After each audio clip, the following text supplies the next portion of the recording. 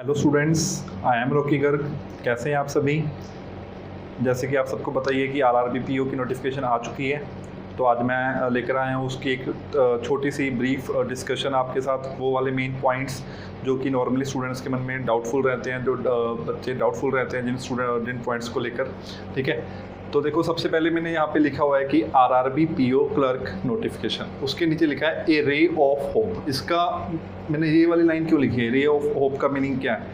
जैसे कि कोरोना की वजह से नेगेटिविटी चल रही है काफ़ी कि शायद एग्ज़ाम्स होंगे, शायद एग्ज़ाम्स नहीं होंगे, तो ये जो नोटिफिकेशन है एक हमारे लिए होप लेकर आया है कि हाँ इस साल एग्ज़ाम्स होंगे, हमको अपनी जो प्रेपरेशन है उसको कंटिन्यू करना चाहिए। ठीक है, अब इस नोटिफिकेशन के अलावा आपको पता है कि कल एसएससी सीजीएल की जो रिज़ल्ट है वो आ चुका है। ठीक है, एक एफसी मैनेजर का रिज़ल्ट था वो भी आ चुका है, जिससे पहले पंजाब का पीसीएस आउट हो चुका है। ठीक है, तो ये एग्ज़ाम्स हैं जो हम जो भी ये चल रही हैं चीज़ें, इनसे हमको एक ये हो रहा है कि हाँ ठीक है इस साल एग्ज़ाम्स होंगे, हमको अपनी स्टडी को हैम्पर नहीं होने देना है, उसको कंटिन्यू रखना है। चलो कुछ पॉइंट्स को हम डिस्कस करते हैं। फर्स्ट पॉइंट, सबसे पहले एप्लीकेशन जो डेट है वो 1 जुलाई से स्टार्ट हो चुकी है और 21 जुलाई तक जो है फॉर्म फिलिंग चलनी है। ठीक है जी, जो उसका कॉल लेटर है वो डाउनलोड कब होगा, अगस्त में। पर्टिकुलर डेट नहीं बताई है, बट अगस्त में उसका कॉल लेटर डाउनलोड स्टार्ट हो जाएगा। ठीक है, जो उसका प्रीलिम्स है, हमको पता है कि बैंकिंग में 2 या 3 होते हैं, पहले प्रीलिम्स होता है, फिर मेंस होता है, उसके बाद इंटरव्यू होता है। ठीक है, जो प्रीलिम्स है वो सितंबर या अक्टूबर में होगा, बट ये सारे डेट्स हैं जो टेंटेटिव हैं, हमको नहीं पता कि एक्चुअल में ऐसा होगा। अगर कंडीशन ज़्यादा ख़राब होगी तो ये डेट्स चेंज भी हो सकती है, जो एग्ज़ाम है पोस्टपोन भी हो सकता है। ठीक है, तो ये सारे डेट्स टेंटेटिव हैं। तो प्रीलिम्स की जो टेंटेटिव मंथ दिए हैं उन्होंने वो लिखा है सितंबर और अक्टूबर, कि इन 2 मंथ में से किसी मंथ में एग्जाम हो सकता है। ठीक है, उसके बाद मेंस अगर तो प्री सितंबर में हो गया तो मेंस अक्टूबर में हो जाएगा, अगर प्री अक्टूबर में हो गया तो मेंस नवंबर में हो जाएगा। ठीक है जी, उसके बाद इंटरव्यू, हमको पता है कि जो पीओ है उसका इंटरव्यू होता है। क्लरिकल में तो इंटरव्यू होता नहीं, बट जो पीओ है उसमें इंटरव्यू होता है। ठीक है, तो जो इंटरव्यू की डेट रहेगी वो भी नवंबर मंथ की ही रहेगी। ठीक है, उसके बाद अलॉटमेंट आ जाएगी हमारी जनवरी मंथ में। तो आप हम सबको पता है कि जो बैंकिंग के प्रोसेस होते हैं काफ़ी फास्ट होते हैं। जैसे अभी जुलाई चल रहा है, जुलाई में नोटिफिकेशन आई है और जनवरी तक जाते जाते हमको अलॉटमेंट भी मिल जाएगी। ठीक है, वैकेंसीज, उसके इस चीज़ का सबसे बड़ा जो क्वेश्चन है बच्चों के मन में यही रहता है कि कितनी वैकेंसीज हैं। तो मैं आपको बता दूं कि 10,000 से ज़्यादा वैकेंसीज आई हैं। एक दूसरी होप जो हम इसमें देख सकते हैं, ये आरआरबी की जो नोटिफिकेशन है, रीजनल रूरल बैंक्स की जो नोटिफिकेशन है, इसमें हर साल नंबर ऑफ़ वैकेंसीज इंक्रीज़ हो रही हैं। ठीक है, पिछले साल वैकेंसीज कम थी 10,000 से, इस साल वो 10,000 से इंक्रीज़ हो चुकी हैं। अगर हम इंडिविजुअली देखें, ऑफिसर स्केल 1 इस साल जो वैकेंसीज हैं 3928, बट जो पिछले साल वैकेंसीज थी वो थी 3352। इसी तरह असिस्टेंट की जो वैकेंसीज हैं वो हैं 5328, पर जो पिछले साल वैकेंसीज थी 3688। यहाँ पे अच्छा खासा इंक्रीज़ देखने को हमको मिल रहा है। ठीक है, तो टोटल जो वैकेंसीज है वो आई हैं 10,470। जो स्केल 2 एंड स्केल 3 ये कुछ कुछ स्पेशलिस्ट ऑफिसर्स की जो है पोस्ट होती है। ठीक है, इसमें आईटी ऑफिसर हो गया, ठीक है, अकाउंटेंट हो गया, इस तरह की जो पोस्ट है वो रहती है। इसमें जो इस साल वैकेंसीज है वो है 1055 प्लस 159, बट लास्ट ईयर ये वाली वैकेंसी थोड़ी सी इससे ज़्यादा थी।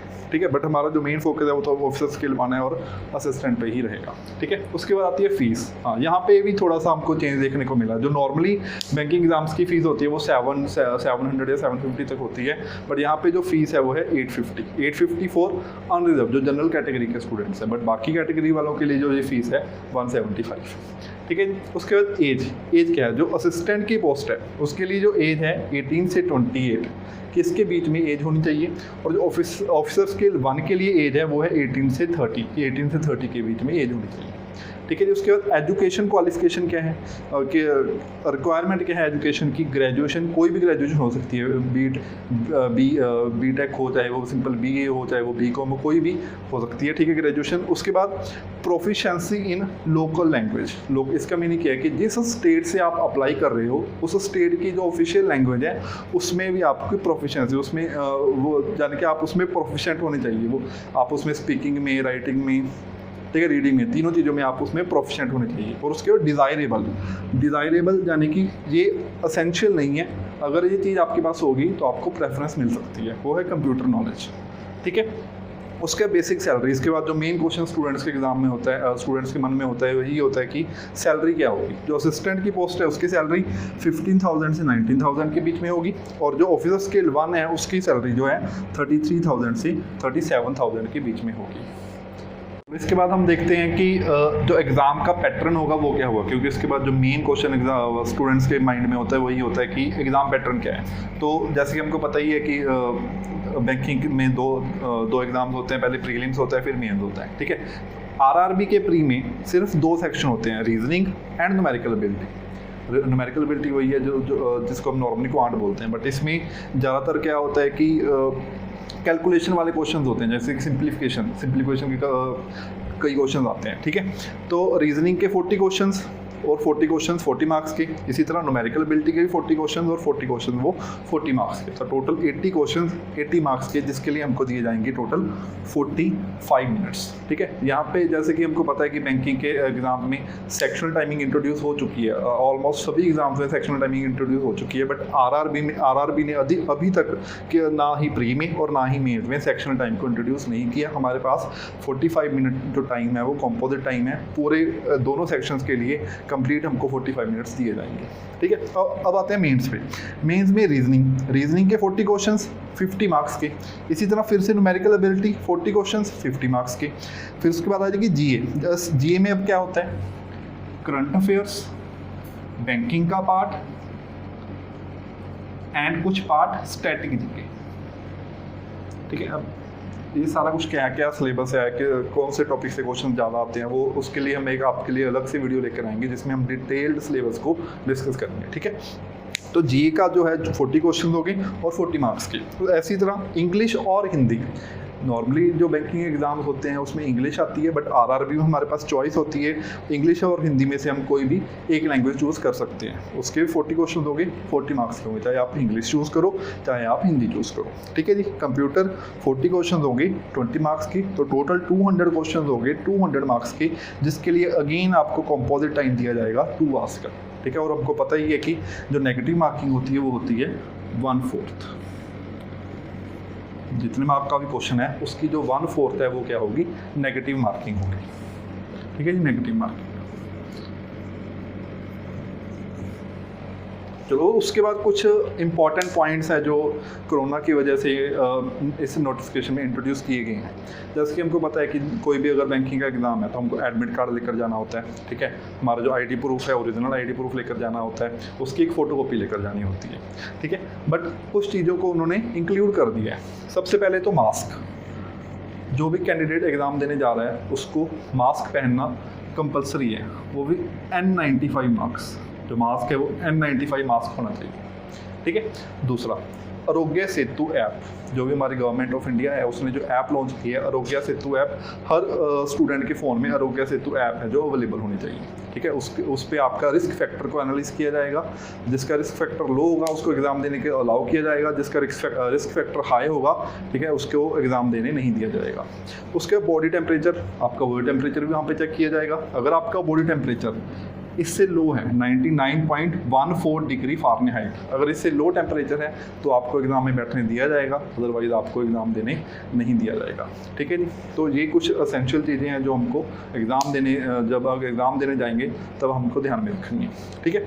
उसके बाद 1-2 पॉइंट और इन्होंने लिखे हैं, जैसे कि हम कोई बैंकिंग का एग्ज़ाम देने जाते हैं तो वहाँ पे क्या होता है कि जो हमारी लैब्स हमको बताई जाती हैं बोर्ड पे ऊपर, ठीक है। उन्होंने A4 साइज जो शीट्स होती हैं वहाँ लगाई होती हैं, हमारे रोल नंबर के आगे हमारी लैब नंबर लिखी होती है। बट इस बार ऐसा नहीं होगा, ठीक है। जब भी हम एंटर कर रहे होंगे हॉल में तो तभी हमको एंट्री के टाइम पे ही जो हमारी लैब नंबर है बताई जाएगी, ठीक है। और एडमिट कार्ड ड्रॉप बॉक्स, पहले क्या होता था कि जो भी इन्विजिलेटर्स थे वो हमसे जो हमारे एडमिट कार्ड हैं वो लेते थे, बट अब क्या होगा कि वहाँ पे ड्रॉप बॉक्स होगा, हमने अपना एडमिट कार्ड है उस ड्रॉप बॉक्स में, ठीक है, वो ड्रॉप कर देना है, ठीक है। इसी तरह रफ शीट्स हैं, जो रफ शीट्स को भी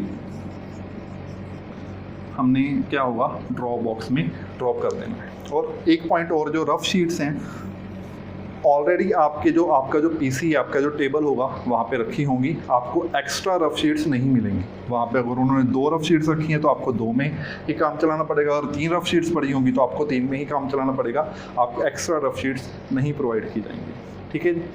तो जी हमने ओवरऑल डिस्कस कर लिया कि आरआरबी पीओ और क्लरिकल की नोटिफिकेशन में हमारे पास क्या है सारा कुछ, क्या डेट्स हैं, क्या उनकी सैलरी होगी, ठीक है, क्या उनका पैटर्न है, सारा कुछ, ठीक है। अब एक दो बातें मैं इसके अलावा आपको बताना चाहता हूँ। जैसे कि अब कुछ चीज़ें इंट्रोड्यूस हो गई, मास्क इंट्रोड्यूस हो गया। इट मीन जब आप वहाँ पे बैठे हुए एग्ज़ाम दे रहे होंगे तो आपको मास्क पहना हुआ होगा, ठीक है। और वहाँ पे एसी वगैरह, कूलर वगैरह भी आपको कुछ भी प्रोवाइड नहीं किया जाएगा। जैसे गवर्नमेंट की तरफ से कोरोना की वजह से चीज़ों को भी बंद किया गया है, तो एसी कूलर भी आपके कंप्यूटर हॉल्स में नहीं चल रहे होंगे। तो आप इन चीज़ों को अडेप्ट करने के लिए आपने क्या करना है, आपके एग्ज़ाम से 1 मंथ पहले जब भी आप मॉक टेस्ट देने लगो, मास्क पहन के मॉक टेस्ट देना है और ऐसे रूम में मॉक टेस्ट देना है जहाँ पे एसी और कूलर नहीं है, ठीक है। और आपने ये भी कोशिश करनी है कि जब आप मॉक टेस्ट दे रहे हो तो आप सिर्फ 2 और 3 रफ शीट्स के साथ ही मॉक टेस्ट दो, ताकि 1 मंथ में जब डेली आप ये चीज़ें करोगे तो एग्ज़ाम में जाकर आपको कोई भी किसी भी तरह की दिक्कत ना हो, ठीक है। स्टूडेंट्स, ये थी हमारी डिस्कशन, ठीक है, आरआरबी पीओ और क्लरिकल की जो भी नोटिफिकेशन है उसके बारे में। अगर आपको वीडियो पसंद आई है तो प्लीज़ इसको लाइक करो और शेयर करो, और अगर कोई भी डाउट है आपके मन में तो आप कमेंट बॉक्स में लिख सकते हैं, मैं आपका उसका रिप्लाई आपको कर दूँगा। और जल्द ही हम फिर आएंगे आपके साथ इसकी डिटेल्ड सिलेबस के बारे में और स्ट्रेटजी के बारे में कि कैसे कैसे आपको एग्ज़ाम की तैयारी करनी है और कैसे आपको एग्ज़ाम अटैम्प्ट करना है, ठीक है। ओके जी, थैंक यू।